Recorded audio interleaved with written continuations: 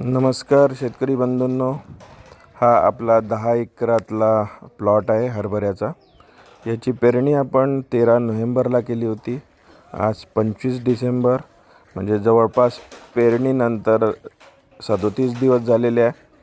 पेरणीच्या आधी आपण याला एक बेसल डोस दिला होता।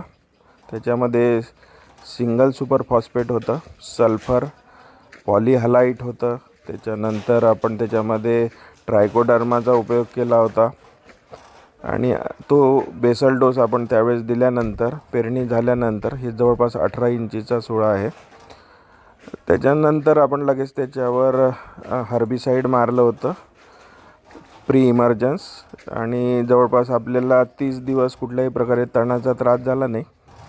पेरणी झाल्यानंतर लगेच आपण पाणी दिलं होतं स्प्रिंकलरनी। त्याच्यानंतर आपण जवळपास 15 दिवसांनी परत पाणी दिलं होतं स्प्रिंकलरनी। आता हा 37 दिवसाचा हरभरा झाला आहे। याला आता आपलं तिसरं पाणी चालू आहे स्प्रिंकलरनी। ही थोडी मोठी शिफ्ट देत आहे, जवळपास 4 तासाची। तुम्ही बघू शकता या हरभऱ्यामध्ये कुठेही मर रोग किंवा कुठल्याही प्रकारच्या रोगाचा प्रादुर्भाव किंवा कीटकनाशकाचा प्रादुर्भाव झालेला नाही आहे। हा जॅकी 9218 हरभरा आहे आणि आपण आता दुसरी फवारणी करणार आहे। एक फवारणी झाली होती, ही दुसरी फवारणी जी करणार आहे। पहिल्या फवारणीमध्ये आपण इमॅमॅक्टिन आणि एक फंगीसाइड मारलं होतं आणि एक मल्टीव्हिटॅमिन त्यावेळेस दिलं होतं। आता ही दुसरी फवारणी जी आहे, आता जवळपास फुलावर तो हलका आलेला आहे, 1 2 4 फुलं दिसतात। तर याच्यावर आपण कुठलाही केमिकलचा फवारा मारत नाही आहे, पण एक वेगळा फवारा मारतो, जनरली कोणी शेतकरी मारत नाही।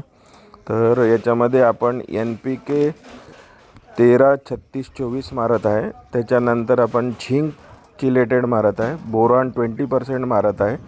त्याच्यानंतर आपण कन्सोर्टिया जे आहे ते मारत आहे। NPK म्हणजे कन्सोर्टियामध्ये त्याच्यामध्ये जीवाणू असतात ॲक्रोबॅट, आणि एक टाटा बहार मारत आहे।